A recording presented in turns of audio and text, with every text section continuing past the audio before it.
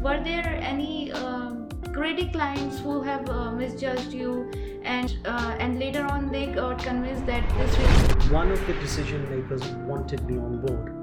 The others didn't want me on board. Okay. You have also stated about the wise CEOs. So what's the one thing that any wise CEO shouldn't speak in boardroom meetings? Look, there's CEOs and there's plenty of CEOs. Okay? Yeah. But when I ask, have you met a wise CEO? Very few people turn like. Because when we look at a wise CEO, the first thing is, which I spoke about, the 4 P's. They look at purpose, people, planet, prosperity. Right. A wise CEO is someone who genuinely, follows these 3 A's: your acknowledge, acceptance, and alignment. You have been a TEDx speaker as well. So what are the myths that we do not see on screen, and how different is that from speaking in public, speaking for clients?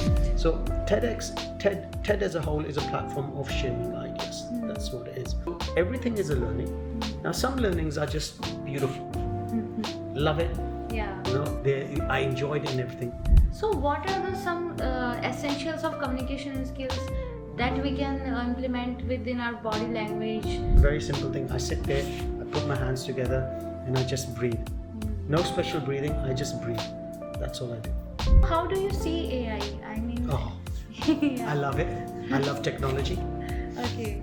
So were there any needs of such personal life coaches or business coaches? I mean, would people really give that much importance to you in upcoming 5 years?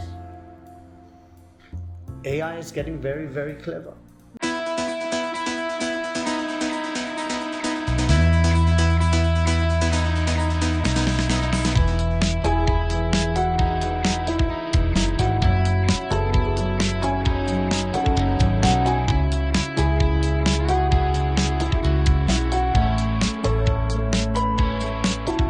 Some people just try to speak to impress others, while today's guest is going to teach us how to speak in such a vibrant way that can secure multi-million-dollar deals.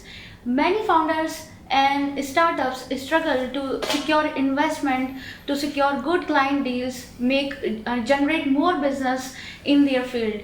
And he has taught many big fortune companies how to get there, how to achieve success with just their representation.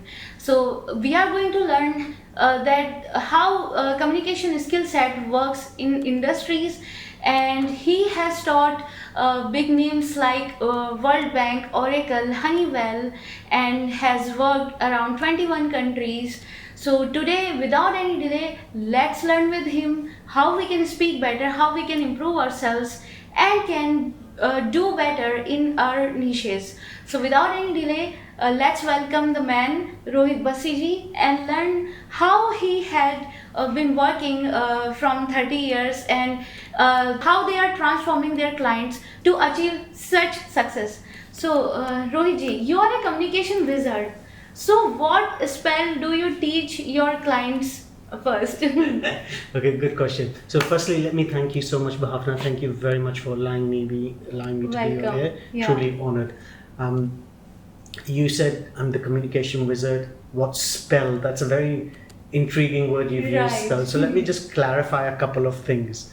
First thing is, when people call me the communication wizard, initially I was very uncomfortable with it. Okay. Extremely uncomfortable with it. Now, it was in a podcast similar to what we're doing over here. Okay. This was a podcast which I was at, and this particular individual, he did a lot of research on me, and he said to me, "You're known as the communication wizard." For a short second, I was like, "Why did he bring that up?" Because that's what number of my clients kept on calling me. Communication wizard. So when I saw that, I was like, I'm very uncomfortable with it. Somehow I deflected the question and I moved on. I came home and I sat in front of my laptop. I said, okay, I'm happy with communication, but this wizard thing, because the first thing which we think about is when we look at the word wizard is magician. Yeah. I'm no magician. Okay. And when we talk about magic, people think it's like this. Yeah. But it's not like this for me. So I looked at the word wizard, and the word wizard, it actually means that someone who does not have natural ability of magic. They have to learn it through the experience, through the tough, through the rough, through mentors, through coaches, through books, by making mistakes. I said, okay, this is great. I'm happy with this. Yeah. So that's when I started using the word the whole phrase, the communication wizard, more openly. And you then said spell. That's a very interesting thing. What spell? Yeah. Now, there is no one spell. Okay. Now, when we look at just the word spell itself, when we're doing casting a spell, we want something to happen. Right. Okay. Now, we are sitting over here. Every word which we say is a form of spell. We are casting a spell. Right. So words are very powerful. They can be used or misused. They can be done for healthy communication or poisonous communication. And now you have to go much deeper inside, is what is going through you. Now, many things come into play over here. One is how you've been groomed and conditioned from a young age, from your family, from the schools, from the people you surround yourself, from the media you consume. Apart from that, what's in your DNA? Your ancestral traumas as well. Yeah. All of this have an impact on the way you communicate. Yeah, and that makes us a whole personality. Yeah. Yeah. And so if you look at communication, there are some wonderful, great communicators, but they've used that skill set to cause problems or cause harm in the world.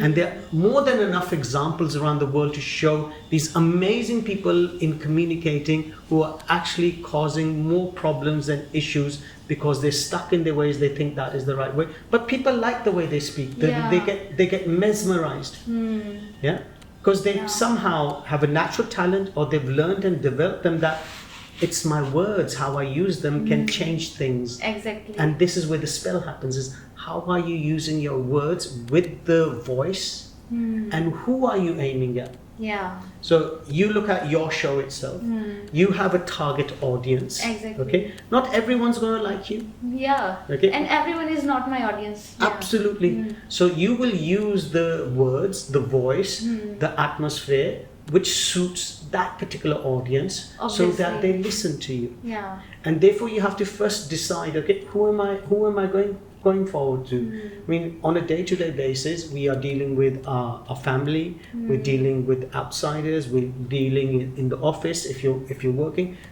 And all of them require different forms of communication. Exactly. And our role, and this is a lifelong thing, is we need to refine it as we go on. Right. If we thought, if I start thinking today, I'm a great communicator, I've now lost the battle completely. I'm no expert, but what I am is a practitioner. I make mistakes.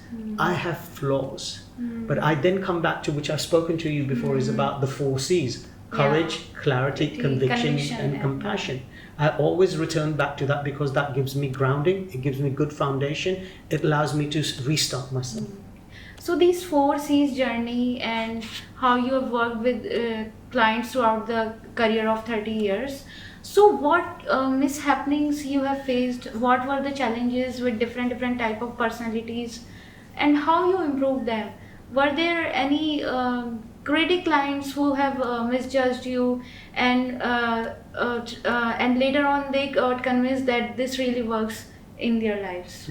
I'll give you an example. Just last year, there was a client I was working with in Saudi, and one of the decision makers wanted me on board. The others didn't want me on board. Okay. Now, why they didn't want me on board, from what I understood, one was that they thought my fees were a bit too high compared to the other people. Right. I said, fair enough, not to worry, go and find someone else. Secondly, because you said something very clearly in the beginning, I'm not here to impress people. Yes, I want to earn a living. Yeah. Yes, I love to serve and guide. I'm on this earth, I have to do something. Okay, so I might as well do this. And so in a scenario like this, where I'm not there to impress someone, but I'm there to help, to serve, to Right. guide, the other decision makers were not quite with it because they were looking for someone who is all over media. I have social media presence. Right. I've written some books. I have come in some publications, but that was not good enough for them. I had to say, okay, fair enough. Then it's best you go for someone else. Now, this particular individual actually came and delivered the first session. After half an hour, they told him to leave because he did not fit the bill. He did not fit what was required by the audience, the people who were meant to learn from there. Then my contact called me up. He said, "Can you come?" I said, "What happened?" He explained the situation. I said, "More than happy to do it." Yeah. You know? And he said, "We'll pay the fee which you're asking for. Not a problem." I came, I did the sessions, and everyone loved it. And they saw the practicality behind it. Right. Look, you can go into a book and you can read many things. You know, we've got our lovely cameraman over here who's recording this. I'm sure technically when he read the book sounds really great, but when it came to the real thing, it was like, oh, what do I do with it? You have to experience it. There's a lot of processes involved. Absolutely, you have to experience it. Same with when you started all of this, and which we spoke about this as well, is when you started off the first time, your first video say, wow, looks great. But now when you look at it, what would your reaction be? Yeah, it's not that good because everything upgrades day by day. So you evolve. And so it's a learning process. You experience, and every time you experience something, you are refining yourself. You're polishing not to look impressed, but polishing to be able to communicate better, be able to perform better. And again, it is not about impressing someone else. This is something, and now with social media, there's so much noise where it's all about impressing. It's all about that clickbait. You know, who do we get to? How do we get them attracted towards us? Right. But when there's no substance behind it, sooner or later it will be found out. Right. Yeah. So might as well give substance from day one. Yeah, it won't work better in long term. Yeah. So you have to think long term, and we live in a world of instant. Yeah. Instant noodles, Instagram, iPhone. Everything is I. Yeah. So everything is instant gratification, and when we are in that mode of instant gratification, we're not able to look at long term. And so the long term, see, there's short, medium, and long. The short, you have to look at something to kickstart yourself. Medium and the long term. Long term is the sustainability, the continuity, and this is where what I've learned through the years is, and this recently came up again, was about the 4 Ps. Okay. Purpose, people, planet, prosperity. So purpose is not necessarily a grand purpose that I will change the whole world. No one can change the world. We have to change ourselves first. Right. So purpose is like you had a purpose that you want to create. Podquest has a purpose. Absolutely, you had a purpose. Now you need people to listen to your purpose and deliver that message to certain people. Then from a planet perspective, how is it actually helping the planet as well? Sustainability comes into play. And prosperity is in terms of the profits you make, the revenues you make. It's in not prosperity just in that term, is how you're growing as an individual as well. Right. So all these start coming into play, and that is long term. But you have to begin at the short term to look at those 4 Ps. Exactly. So you have also stated about the wise CEOs. So what's the one thing that any wise CEO shouldn't speak in boardroom meetings? Look, there's CEOs and there's plenty of CEOs.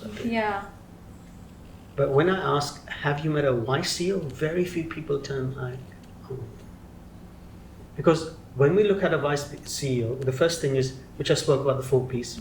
They look at purpose, people, planet, prosperity. Right. Okay, that's one thing. Second thing is, a wise CEO is fully aware that they learn, the awareness comes at different points. They have flaws as well. Yeah. They're human as well. Yeah, they will make errors as well. They will make errors, they will get angry, they will get upset. But what they do is, when they do that, first the awareness is they acknowledge it. Yeah. So this is where you may call these the 3 A's. Yeah. These are, first you acknowledge, I did that. Right. Okay. Or I made the mistake. This is where now the C also comes from courage to admit. Exactly. Okay. And from that from that acknowledge is acceptance. Now, this is where we crumble down. We are not willing to accept that that something needs to be done. Right. We expect the other person to do something, or we expect the other person to change. Look at any relationship, any conflicts is acceptance, there's acknowledgement, but the acceptance is not happening. Yeah, exactly. Yeah. Even acceptance is not happening with ourselves sometimes. Absolutely. Yeah. And so this is where the clarity comes in. So from the 4 C's, you've got the courage and the clarity coming in. And finally, there's alignment. Okay, once you have acceptance, you have alignment, saying, okay, this is how I am, this is how I want to evolve myself, or I am no way am able to change that person, so I have to look at it from a different perspective. The truth is, this is what the situation is. The alignment, the conviction and the compassion comes in. So we have to look at, when we look, and we will meet people like that. Some people are very fortunate, they meet many people like that. Right. A number of us are very unfortunate. We meet very few of them, and we think, what do they want? Yeah. Are they in for getting some? No, they genuinely care about you. So a wise CEO is someone who genuinely, follows these 3 A's: your acknowledge, acceptance, and alignment, and then they have the courage, clarity, conviction, and compassion. These are feelings you get. Yeah, exactly. These are feelings you get from another person. And humans are feelings. This is all called vibes. Yeah, The vibes you call them vibes, you call them energy, you call them frequency. It all happens. Yeah. I mean, take an example of someone who's a wise CEO. A wise CEO will not say that that person is toxic, kick them out. Because a wise CEO knows he or she, himself or herself, is toxic in some ways. It's just they manage to find that toxicity and do something about it. Big difference. But usually you hear across so many channels, so many books, oh, that person's toxic, cut them out. Yeah. So you're telling me you're 100% non-toxic? So again, this is giving another person an opportunity. And the wise CEO sees that. With opportunities, I will do my best to assist and serve them. Yeah? So these are some traits you start seeing about the individual. So there are many CEOs, no doubt about it, and they're doing great.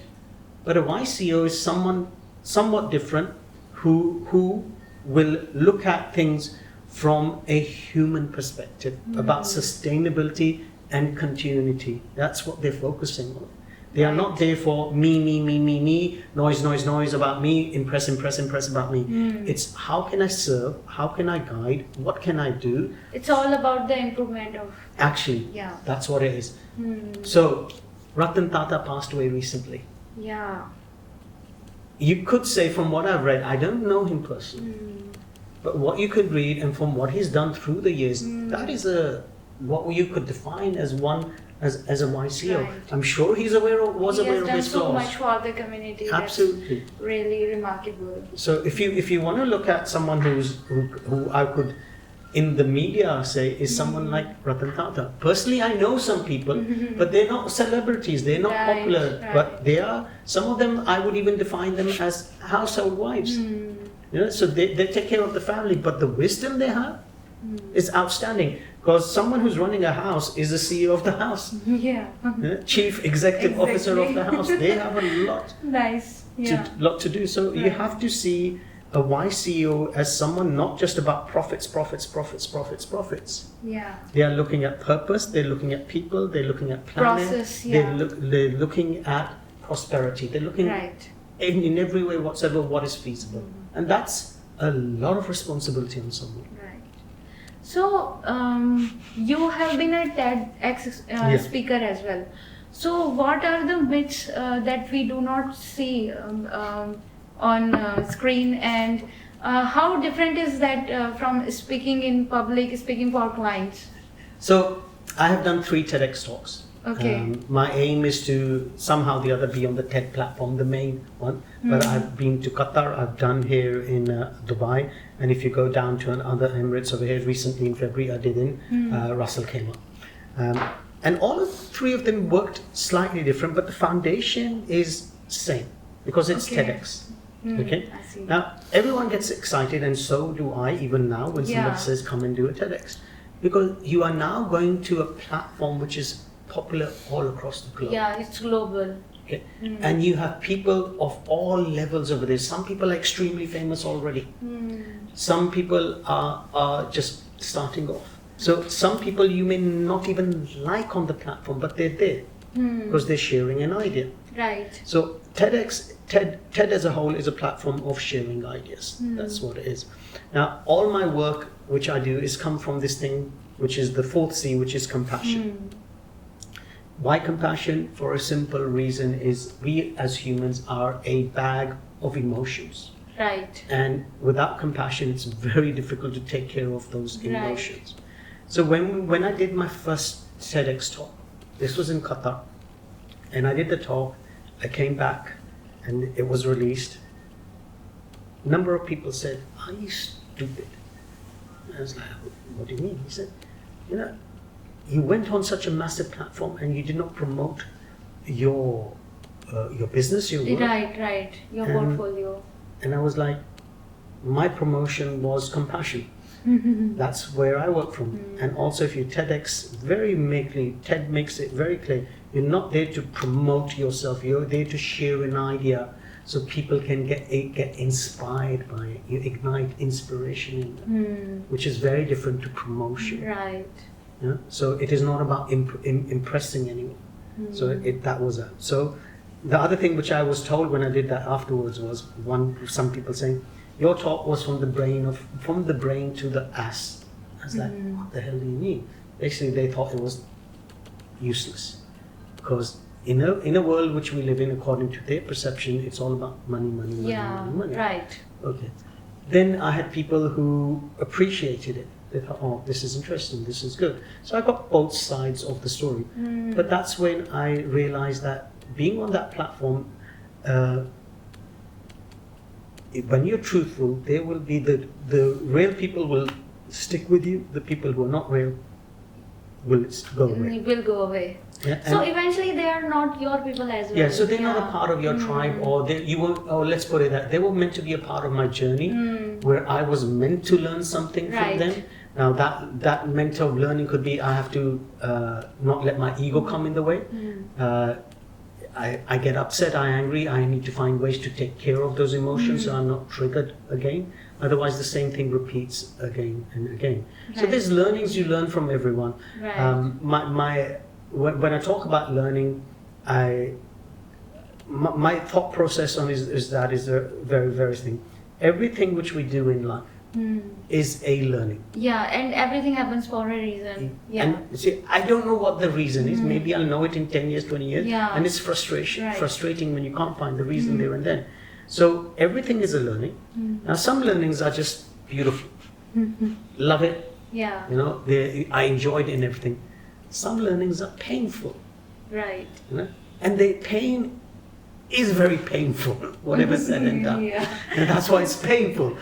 And then you have some learnings which are expensive and painful. But at the end of the day, all of them are learning. And so the reality is for all of us, we live in a world, we live in a physical plane where we will learn every single day. A person who does not, absolutely, a person who is not even taking action is learning something in that not taking an action as well. Okay. So everything is a learning, and unfortunately our education systems are focusing on scoring, scoring, and not about learning. They don't even tell about the practical stuff happening in the world. Practical stuff is very simple. How do you write a check? It's very important. How does the tax system work? Tax system works, exactly. Everyone's lost. Finances, they never teach. Finances are not taught. And when you grow up suddenly, someone you have to face everything. Yeah. And most of us go hide somewhere. Right. The ones who are able to face it, they understand it, they make a difference. But the others of us, some of us are in the middle, some are even they don't teach the communication, the public speaking. Absolutely. Yeah, and on stage presence, how. So there are many deficiencies in the education system, we can say. And there are people who are out there who are attempting to make a difference, to do a change in that. Look at what you're doing in your. Did you go to how to make a podcast? Did you No. go and you learned it through trial and error? Right. And I'm sure through your years, what you've noticed is, okay, this part I need to polish. This Yeah. I need to stop doing this. Right. You know, oh, I've heard about this particular I have individual. to do a certain type of body language. Absolutely. Yeah, use certain type of words. So that's how we improve. Yeah. So you have worked across 21 countries, and you have seen many cultures. So are there any cultural mishaps that happens when people speak or communicate in the boardrooms? Lots of them. There's many cultural mishaps which happen. Very simple example, when I first came into this country, my then boss, I used to work for someone at that time, my then boss, lovely individual, said, look, we're going to see one of the government bodies based in Dubai. I said, okay, great. And he said to me, when we get in there, I just want you to remember one thing, that not to extend your hand to a woman to shake her hands.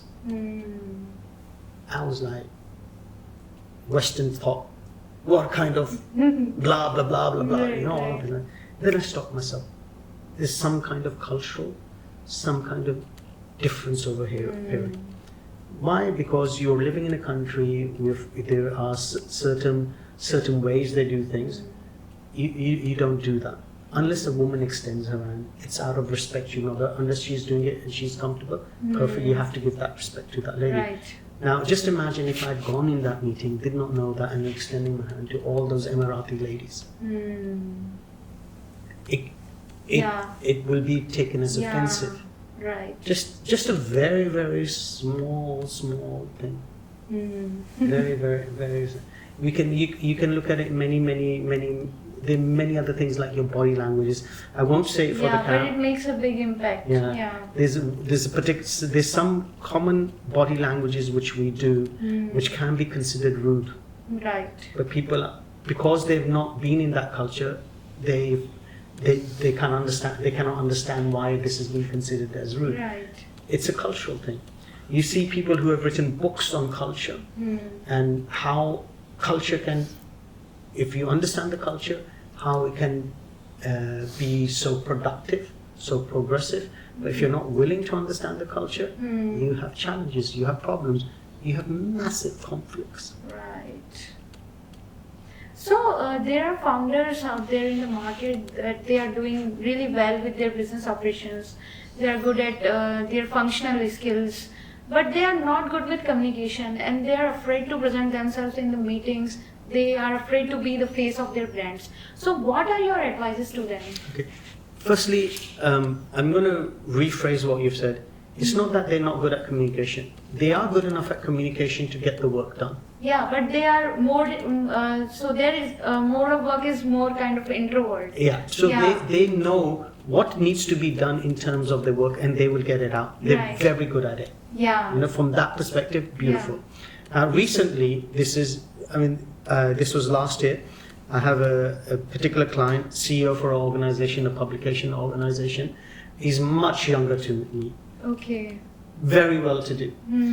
Calls me up and says, and he calls me brother because I'm much older than him.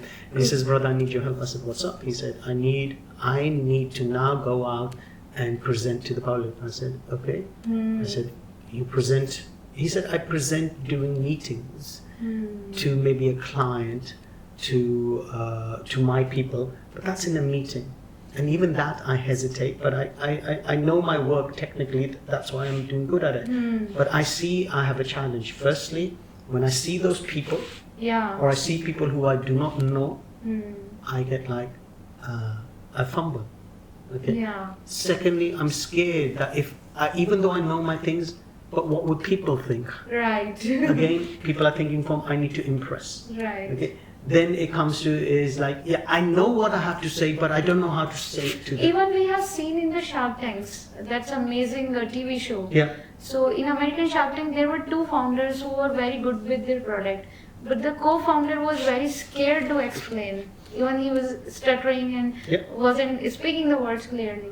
So how do they improve themselves? See, this is coming pressure. This is fear, because now they are stuck in that fear. they are not willing to, so they've acknowledged they have a fear. The acceptance is not coming that, hey, this is causing me some challenges. Yeah. So in those particular scenarios, first is acknowledge it. Second is acceptance. Third is alignment. Alignment basically meaning that you are now going to do something about it. Okay? It can be a small thing, it can be a big thing, whatever it is. But you're gonna make some kind of take that small step. I go back to this particular individual, this particular CEO. I've known him for years. But all of a sudden last year, it clicked in him. He needs to do it. Now, he loves it. He loves it to the point where wherever he gets it, because he's running a massive operation. And these guys are having revenues into millions. Wow. And they don't just have one business, they have a couple of businesses. And it's a huge amount of revenue.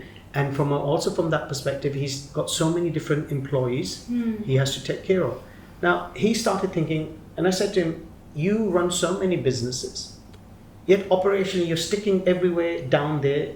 Right. Nothing wrong with it. Yeah. But you need to be out there presenting the organization. Yeah. You are the real brand ambassador for the organization. They don't get out of their comfort zones.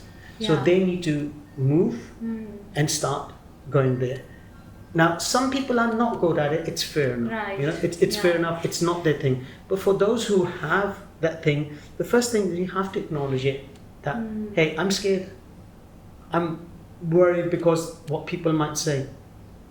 Now I've acknowledged it. Now I have to accept the fact that hey, okay, this is my reality, and I need to find some kind of alignment. Either I stay this way, which is fine, or I do something about it because I want to progress, or I think this is a good growth for me. I know people who do not do any kind of public speaking. They hate it. Yeah. But the growth is amazing. Yeah. Perfectly fine. That's their journey. In a world which we are in front of the camera, right. communication even becomes more critical for us. Because now we are being watched left, right and center. Right. Now and we are very conscious about our presence, how we are sitting, how we are talking. So there are many things that there are many things. So you have to also remember it's not what you do on stage, it's what you do off stage. Right. For example, I could be really nice to you over this interview. Okay? But now I go in my day-to-day life, I'm rude to the petrol station guy, to the guy who serves me in the restaurant, or somebody cuts me across the road. That's going to seep into your work. So you have to learn to live a life of being wholesome. And you won't always be wholesome because no one has ever taught us how to be wholesome. Yeah.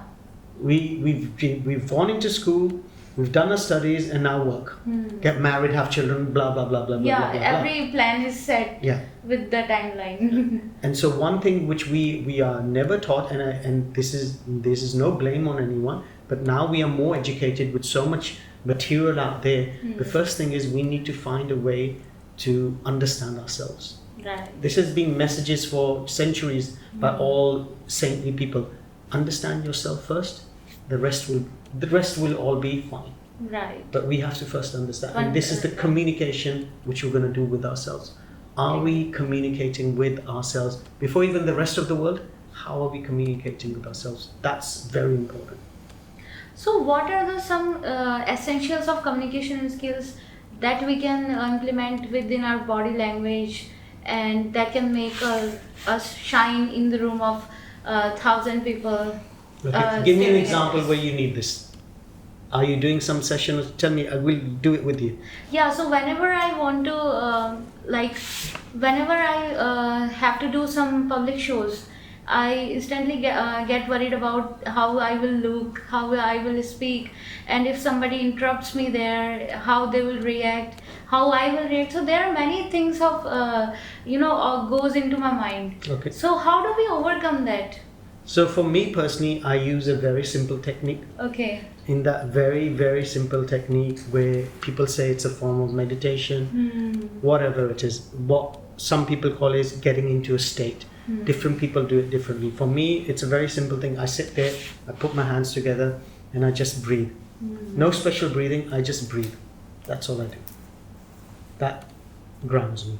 I've seen other people, what they do is they'll go into the bathroom and they'll scream at the window. Yeah, because there are many catastrophe situations happens in our life every day. Yeah. So sometimes some people don't know how to deal with that. So they even use toxic waste. Yeah. To throw out there. Absolutely. So what you have to remember is this is in this day and age, it was always there, but it's getting more and more highlighted. We live in a world of instant. Everything is straight, quick, fast. You can see it everywhere. You can be picked up left, right, and center through all the social media and all that. And so we are living in a lot of noise. So we are being inundated with a message of you have to impress.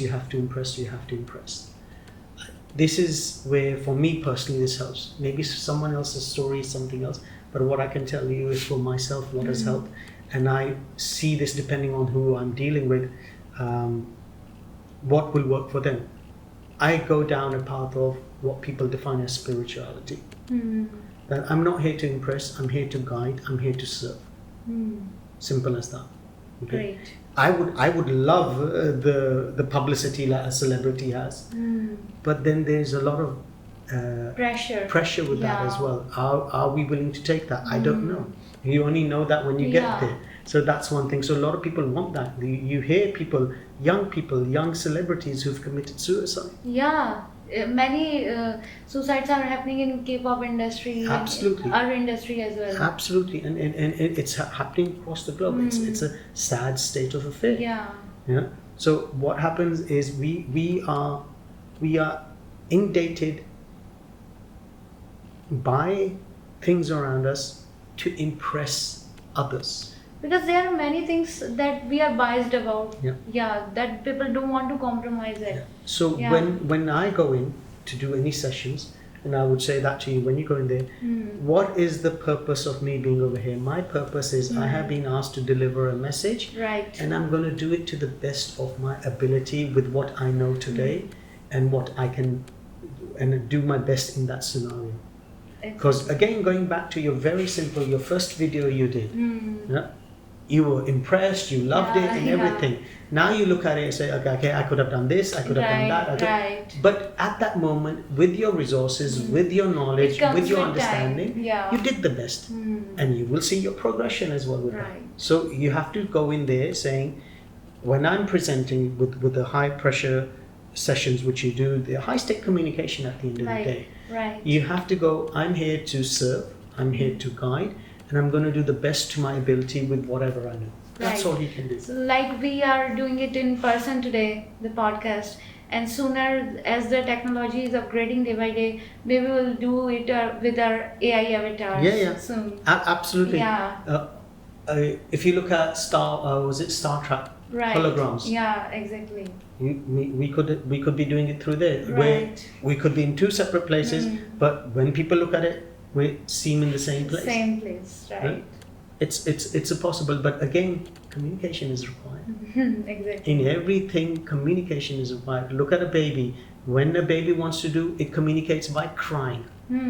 Even many personal relationships get tear apart just because of their communication. It comes to that basic knowing of communication.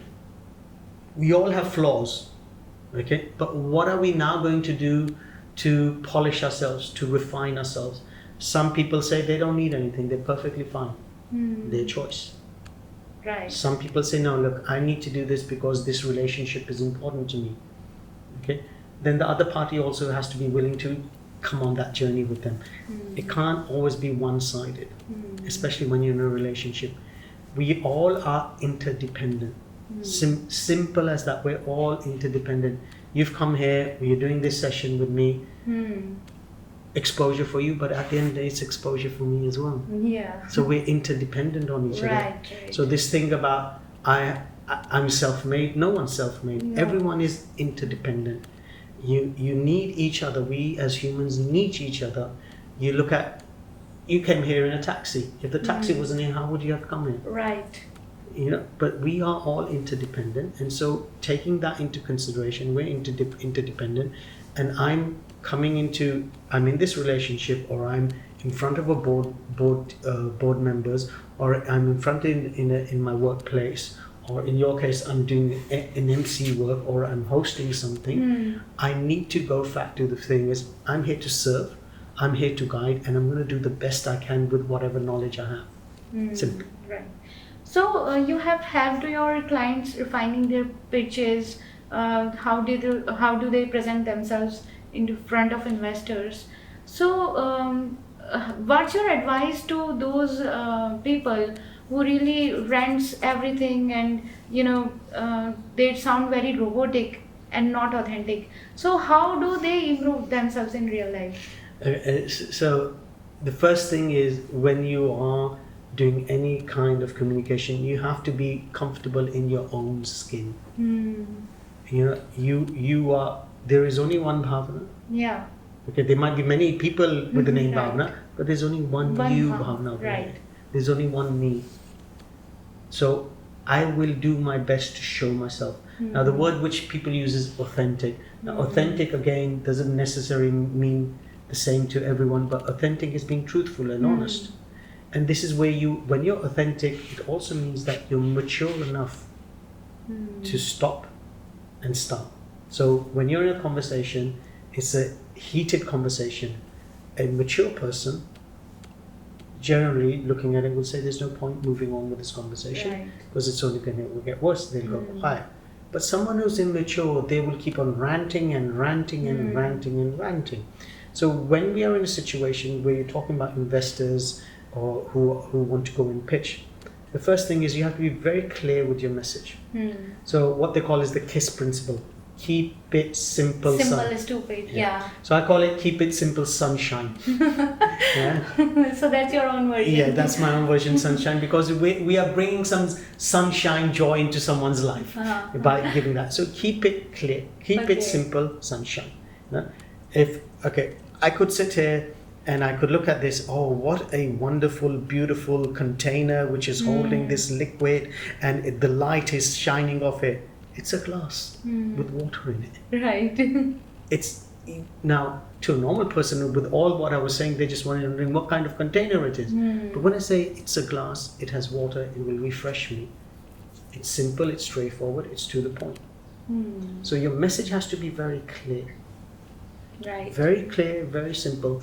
One of the things which I get a number of my the individuals that I coach, or even when I'm training, I say, go back home.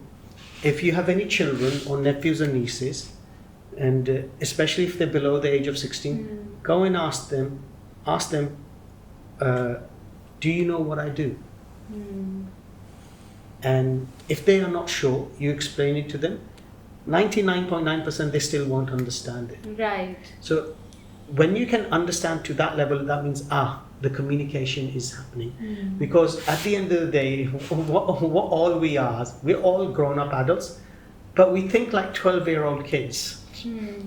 We've evolved physically, but emotionally, mentally, we as humans do not evolve that much. Right. Because we are not amplifying our awareness. And this is where you have to, in my humble experience, you take a spiritual path to see how do I uplift my awareness. Because you'll start learning things about yourself, you're like, oh my God, I'm really like that. And some people cannot face that reflection, and they don't go down that path, and they just follow whatever they have to do. Right. So you have also wrote Souls of Sales. Yep. So according to you, what's the main essential a salesperson should hold? And you have told us many secrets today already. So what other learnings do Souls of Sales holds? So those secrets are no longer secrets because they've been revealed. So Soul of Sales, it came about for a very simple reason. I started doing this work, and I've done sales in the past, but and this was with other salespeople. But now here I'm on my own, showing people my services. So there's a sales element involved in it. And I've heard many salespeople saying that sales is all about lying. Right. And my question then arises is, how would I like it if somebody sells something to me or my loved ones by lying to them? It's not nice. So the first hurdle which I had to pass through is to stop thinking sales as being a lie. Sales is a form of service. It's a very noble profession in my humble view. Right. And it is there to assist, to serve, to help. Yes, there is a business transaction happening at the end of the day, but why not make it friendly, enjoyable at the same time? And because of the rejection, people don't want to go down that line of doing sales. Right. And there are salespeople who are extremely successful. They're successful because they themselves have told me they lie. Okay. Okay. Then there are salespeople who I've met who are very successful who don't lie. Okay. We spoke about expanding your comfort zone. They expand themselves. They have a concept. They have an idea. Yeah. They say, okay, at the moment, So is this an art also, art of exaggerating? people exaggerate. A lot of people Yeah. exaggerate. I mean, it's people do exaggerate in sales. I remember when I bought my first property over here, the way the individual exaggerated, I was like, wow, the property is going to be so amazing. I'm going to be like a king. I went in there, it's like, not exactly what he said. It was nice property, but the over exaggeration, I fell for it. He knew how to use his he had a natural talent. Yeah. That's an art. It's an art. Now Yeah. imagine you use that natural talent to actually really help and serve people. The whole game changes. Yeah. So when we're looking at Soul of Sales, the first thing is the book is all about being ethical. Okay. Okay. Great. Ethical, being ethical in sales. Now, many people who might be listening to saying he doesn't know what he's talking about. Sales is not all about that. I have met more than enough people who are highly ethical in their sales. Okay. You know, they are not lying. So your big clients, like the Fortune companies who have scaled themselves to this level today, did they really exaggerate it in their past as well? See, I can't tell what they have said. Okay. You know, it's each individual's thing. I mean, there are times where I have exaggerated, where I've stopped doing that. I realize this is not me. Okay. Okay. So yes, exaggeration happens. If you exaggerate, I don't know. Okay. Yeah. Yeah. And vice versa. Vice versa. What I've done is throughout the years, I've cleaned up my profile and saying, okay, this is over exaggeration. I want to remove. Okay. Yeah, it looks good to a certain extent. There is some truth to it, but it just over exaggerate. I want it removed. There's simple things. Now, even if you look at the profile which I have, I say I've done talks over 21 countries. I can easily say I've done more than that, but I don't bring the virtual element. Right. Okay, I have easily trained, God knows how many, over 51 nationality physically, but I don't tend to say over that because I've done literally, I could say literally the whole world virtually. Yeah.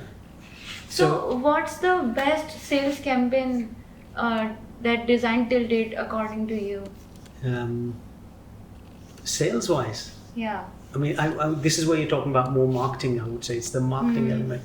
There was an advert, I still remember it plays. Any sales pitch if you would like to. Sales pitch. Oh, that's a good one. I'm just trying to remember. See, when I bought my property, that was an amazing sales pitch. The guy was outstandingly amazing. He knew the right words to use. He could make you see the place. Yeah. The words which he used in terms of the auditory words, the feeling words, the visual words. He was very good at it. Broken English, but amazingly great at it. Wow. And I know It's now. really shocking to know that someone can do really well. And there are people who are like that. Their language might be in broken, it might be broken, but somehow they know how to get that connection. Yeah, across. how to crack the code. So they're able to do it. Maybe it's a natural talent. I don't know. So that guy did it amazing. Okay, what I got at the end of it as a product, it was very well over exaggerated, but he sold me the idea. Right. Yeah. I've seen in the work which I've done before this, I used to be in the IT field, and some of our competitors who used to go in there, the way they used to over exaggerate about their product, it was unbelievable. Because when we used to, because we one of the things is we need to get a hand on these products and to see how they work. And the way they've publicized it, the way they've pitched it looks grand, amazing. But when you go to use the product, it's like, this is very clunky. Yeah, so they make us feel really, worthy to have that, to maintain that social status. Yeah. So it's across so many things. You see it across all industries. Yeah. There are it's people happening. who will over exaggerate, and there are Right. people who will be honest with the way they do it. It's a choice. I mean, if of either, so the ways, if you look at it from a very spiritual perspective, either you can take a path of love, where you expand, or you can take a path of fear, where you contract. Exactly. And we do as Very humans, relatable. we as humans will jump from one to the other, but how much are we in the love state? How much are we in the contraction, fearful state? So this is what, and again, it's an individual journey. There's no one that this person is doing wrong. Or that Nobody can predict their. Yeah. And I mean, tomorrow I could turn around and say, bugger it, I'm going to over exaggerate everything. But I consciously decide I'm not going to do that. Right. And it can happen. Right. It can happen to anyone. We see that. We see it where relationships turn overnight. So all of a sudden, the couple doesn't want to be together. All of a sudden, your manager doesn't like you. Yeah, right. Even people in the stardom and with so much finances and net worth can't even hold their relationships well. Yeah. And they are a failure in terms of Yeah. relationships. So that's one way of looking at it is that the outer world sees it as a failure. Yeah. Now it's just in that part of their life they were not able to achieve like what they were able to achieve in other parts. So if they feel that is really important to them, is a priority to them, they may do something about it. Yeah. But if they feel no, it's not a priority, it's not Right. important, that I'm perfectly fine, then they won't. Now again, we don't know what's happening in their life. Yeah. We don't know how they are operating. Right. It's just like you. I don't know what happens in your life, what operates on a day-to-day basis. We met online, we did Yeah. the talk over there, and now we're over here doing this physical chat. Right. You will go back, I will live my life. What you're going through. Yeah. We don't know anybody's Yeah. behind the scenes. So one of the things about when you talk about being a wise CEO or being great at communication is drop the judgment. It's so important that we drop the judgment, because judgment really causes more confusion, more conflict. Right. And therefore your communication gets worse. Yeah. That's a really good advice. So how do you see AI? I mean, Oh, yeah. I love it. I love technology.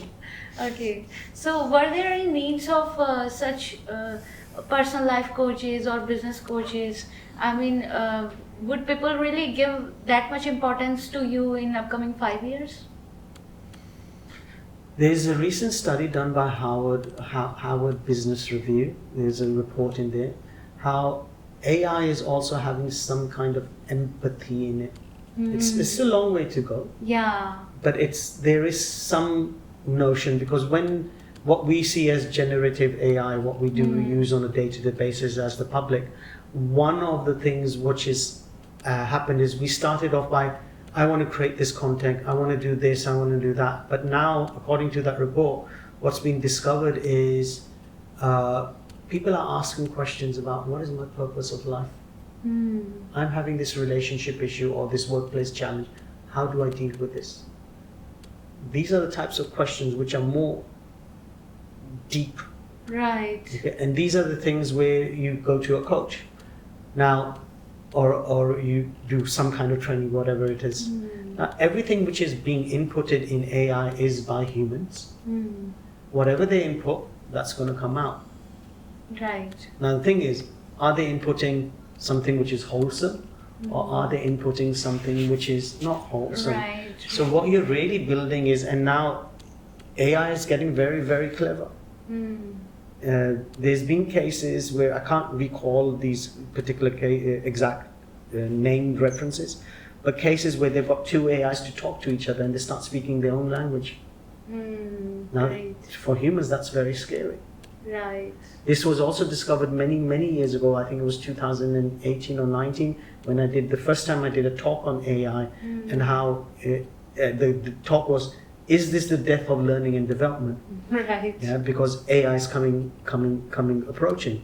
It is only the death of learning and development when we are not willing to accept it. We're not willing to acknowledge it and accept it and align and use it to do the best of our abilities. We see a lot of cases where people talk about the doom and gloom. Okay, but technology can be used for the great, or it can be used for doing unwholesome things. Exactly. And AI code, whatever's being put in there in simple words, a human's putting in there. Now, if a human is putting in there, all Indians are blah blah blah, guess what? When somebody goes there, that's what they're gonna learn. Yeah, it will explode. Yeah. So experience is where the difference will come in. Right. We as humans have that experience. Now, you never know. You never know. Later on, with robotics and AI merging together, where you will have humans which will have skin like humans. You have Yeah, these, exactly. and they might be able to feel. Maybe they can experience things. I don't know, but maybe we were the first version of AI, and now this is the next version of AI. Maybe it's that. Right. I strongly sense with anything which we do, technology or anything else, whatever it is, it's how you're going to use it. If anything, if people say doom and gloom that AI is going to kill all humans, humans are going to kill all humans. Yeah. It is not AI. Yeah, it's the other way. We are the ones who developed these tools. We are the one who created it. Now we can't control it. Let's kill it. Now, if the AI gets so advanced, there's a possibility it might retaliate. Exactly. We don't know. It's speculation. It's conspiracy theory. It's many things. So you do the best with what you have, and you move Even forward. with Delhi OpenAI operations and the news we hear every day, like the young developer did suicide, and Sam Altman is leaving OpenAI. So there are many kind of mishappenings happening in the AI industry as well. So we have no clue what's happening in the background. Right. What we see in the media is what they want us to see, or what they want to promote. Look at your business. I know my business. Yeah. What do I promote? I promote what I want people to see. Right. But in the background, there's certain things we will not say, Yeah. we will not do, for whatever reasons it might be. Exactly. So, again, when it comes to AI, I think it's beautiful. It's made my life much more. It's easier in ways of when I write proposals, when I think of ideas, I will share it with ChatGPT or Perplexity or one of the other ones and see what they're saying, and then say, okay, I never thought about this. Where the hell did that come from? Because we are just one brain, but AI is like so many brains working together, so many processes. So all comes up to AI. It's all up to humans how they're going to use it. Exactly. Not that it's up to us at the end how we use it. Great. So that was the amazing discussion ever over our communication, how to improve ourselves. And from boardroom meltdowns to public speaking, he has done so many things for his clients and has shared such amazing experience of his career, his life, relationships, and many things.